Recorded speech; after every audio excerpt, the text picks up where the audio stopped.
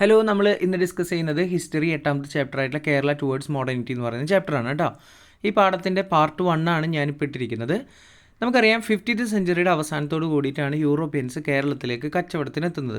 പക്ഷേ ഇവരെത്തുന്നതിന് മുന്നേ തന്നെ കേരളത്തിൽ കച്ചവട ബന്ധം സ്ഥാപിച്ച ആളുകളാണ് അറബികളും ചൈനക്കാരും. പോർച്ചുഗീസുകാർക്കാണെങ്കിൽ കേരളത്തിലെ അറബികളും ചൈനക്കാരും കച്ചവടം ചെയ്യുന്നതിൽ ഒട്ടും താല്പര്യം ഉണ്ടായിരുന്നില്ല. അതുകൊണ്ട് തന്നെ ഈ അറബികളും ചൈനക്കാരും ഇവിടെ നിന്ന് പുറത്താക്കണമെന്ന് ആവശ്യപ്പെട്ടുകൊണ്ട് പോർച്ചുഗീസുകാർ നേരെ അന്നത്തെ കോഴിക്കോടത്തെ ഭരണാധികാരിയായിട്ടുള്ള സാമൂതിരി അടുത്ത് പോയിട്ട് ഈ കാര്യം പറഞ്ഞു. പക്ഷേ സാമൂതിരി അത് സമ്മതിച്ചില്ല. സാമൂതിരി ഇവരെ അവിടെ നിന്ന് റിജക്റ്റ് ചെയ്ത് വിട്ടു.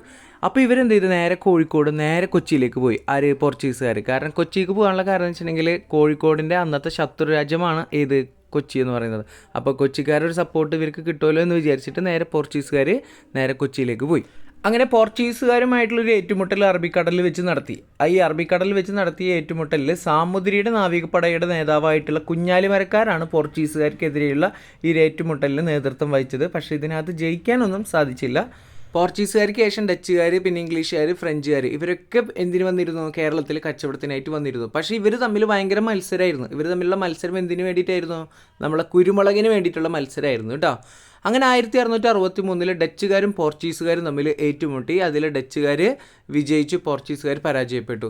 അതുപോലെ തന്നെ 1741 കുളച്ചൽ യുദ്ധം നടന്നു. ഈ കുളച്ചൽ യുദ്ധം എന്ന് പറഞ്ഞാൽ ആരൊക്കെ തമ്മിലായിരുന്നു എന്ന് ചോദിച്ചാൽ മാർത്താണ്ഡവർമ്മയും ഡച്ചുകാരും തമ്മിലായിരുന്നു. എന്നാൽ ഇതിൽ മാർത്താണ്ഡവർമ്മക്കാണ് വിജയം പ്രാപിക്കാനായിട്ട് സാധിച്ചത്. കാരണം മാർത്താണ്ഡവർമ്മയെ സഹായിക്കാൻ ബ്രിട്ടീഷുകാരുണ്ടായിരുന്നു. പിന്നെ അതുപോലെ തന്നെ കർണാട്ടിക് വാർ, അതായത് ഇംഗ്ലീഷുകാരും ഫ്രഞ്ചുകാരും തമ്മിൽ ഏറ്റുമുട്ടിയ യുദ്ധമാണ് കർണാട്ടിക് വാർ. അതിൽ ഇംഗ്ലീഷുകാർ വിജയിച്ചു, ഫ്രഞ്ചുകാർ പരാജയപ്പെട്ടു. ഇംഗ്ലീഷ് ഈസ്റ്റ് ഇന്ത്യ കമ്പനി കേരളത്തിൽ ആരംഭിക്കുന്നതിന് വേണ്ടിയിട്ട് 1615 ഇതിൻ്റെ പ്രതിനിധിയായിട്ടുള്ള ക്യാപ്റ്റൻ വില്യം കീലിംഗ് നമ്മുടെ കോഴിക്കോട് സാമൂതിരിനെ വന്ന് കണ്ട് അതിൻ്റെ ഉടമ്പടികളൊക്കെ ഒപ്പിട്ട് കൊടുത്തു.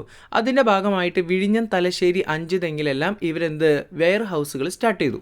അതുപോലെ തന്നെ ആറ്റിങ്ങൽ റാണിയിൽ നിന്ന് പ്രത്യേക പെർമിഷൻ വാങ്ങിച്ചിട്ട് അഞ്ചുതെങ്ങിൽ ഒരു കോട്ട പണിയാനായിട്ട് തീരുമാനിച്ചു. അത് പിന്നീട് ബ്രിട്ടീഷുകാരുടെ ഒരു പ്രധാന സൈനിക കേന്ദ്രമായിട്ട് മാറി. അഞ്ചുതെങ്ങിൽ കോട്ട പണിയാനുള്ള പെർമിഷൻ റാണി കൊടുത്തപ്പോൾ ആറ്റിങ്ങൽ റാണിക്കുള്ള സമ്മാനം കൊണ്ട് കൊടുക്കാനായിട്ട് ബ്രിട്ടീഷുകാർ ഇങ്ങനെ പോയിക്കൊണ്ടിരിക്കുന്ന സമയത്ത് അവിടുത്തെ നാട്ടുകാർക്ക് ഈ കോട്ട പണിതയിൽ ഒട്ടും താല്പര്യം ഉണ്ടായിരുന്നില്ല. അപ്പോൾ അവരെന്ത് ചെയ്ത്? ഈ സൈനികർക്ക് നേരെ ഒരു ആക്രമണം നടത്തി. അതിൽ 150ഓളം സൈനികർ മരണപ്പെട്ടു പോയി. ഈ ഒരു സംഭവമാണ് ആറ്റിങ്ങൽ കലാപം. 1721 സംഭവിക്കുന്നത്. കേരളത്തിലെ തന്നെ ആദ്യത്തെ സംഘടിത കലാപം എന്നത് വിശേഷിക്കപ്പെടുന്നു. 1792 ശ്രീരംഗപട്ടണം ഉടമ്പടി പ്രകാരം മൈസൂർ ഭരണാധികാരികളിൽ നിന്ന് മലബാർ ബ്രിട്ടീഷുകാർ പിടിച്ചെടുത്തു. അതുപോലെ തന്നെ 1792 കൊച്ചി രാജാവും ഇതുപോലെ ബ്രിട്ടീഷുകാരുടെ ആധിപത്യം സ്വീകരിച്ചു. 1795 ട്രാവൻകൂറും. അങ്ങനെ ബ്രിട്ടീഷുകാർ മലബാർ നേരിട്ട് ഭരണം നടത്തിയും കൊച്ചിയും ട്രാവൻകൂറും ഇൻഡയറക്റ്റ് ആയിട്ട് ഭരണം നടത്തി. 18th സെഞ്ചുറിയുടെ അവസാനമായപ്പോഴേക്കും കേരളം മുഴുവൻ ബ്രിട്ടീഷുകാരുടെ കീഴിലായി.